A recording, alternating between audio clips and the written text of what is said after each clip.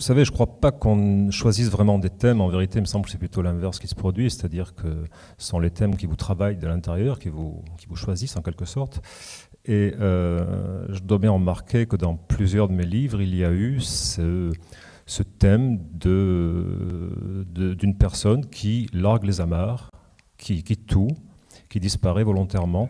Ce qui n'est pas un cas si rare, puisqu'il y a quand même des milliers de personnes en France à qui ça arrive. Les statistiques officielles font état entre 3 et 5 000 personnes, alors, hors des meurtres, des disparitions, des homicides, 3 et 5 000 personnes par an qui disparaissent volontairement, qui changent d'identité. En ce qui me concerne, ça me fascine assez.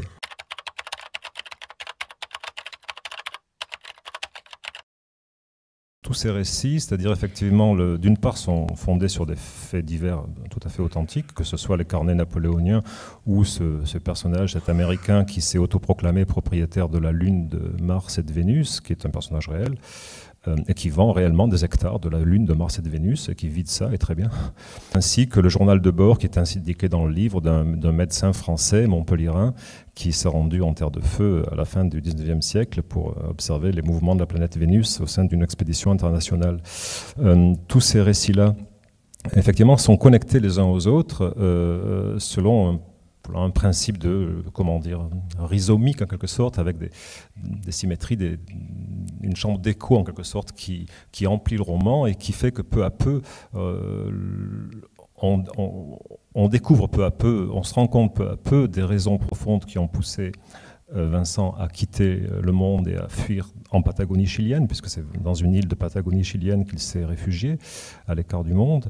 Et on voit les liens qui unissent toutes ces histoires et tous ces personnages entre eux à travers la géographie et l'histoire.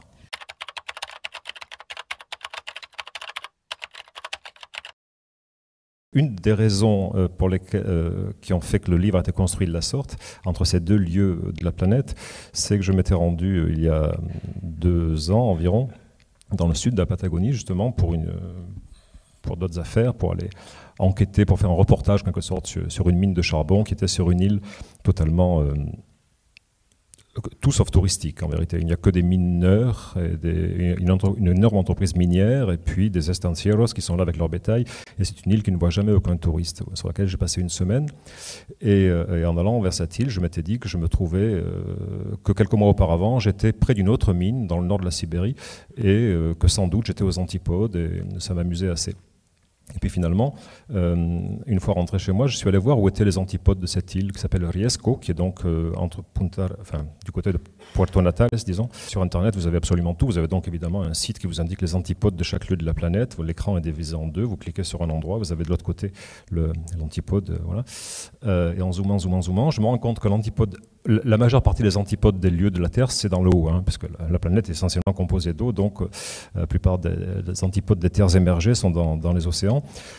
Sauf que il se trouve que l'antipode exact de cette île qui s'appelle Riesco, c'est une autre île qui se trouve sur le lac Baïkal, qui est l'île d'Olkhon sur laquelle je suis allé, sur laquelle j'ai pas mal écrit, et qui pour diverses raisons m'avait saisi, disons.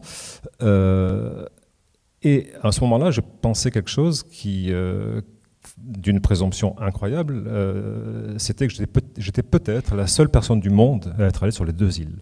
C'est-à-dire que celle d'Olkhon est relativement touristique, donc ça va, mais celle de Riesco, personne n'y va. Je ne vois pas pourquoi on irait, sauf si on est mineur chilien ou argentin, ou alors estanciero chilien. Et cette espèce de réseau qui maillait la planète comme ça, d'un point à l'autre, et qui me semblait me faire signe, puisque le propre de ces coïncidences significatives, c'est d'imaginer que le monde nous fait signe, ce qui est une fiction, bien entendu, mais on ne vit que de fiction, donc pourquoi pas celle-ci.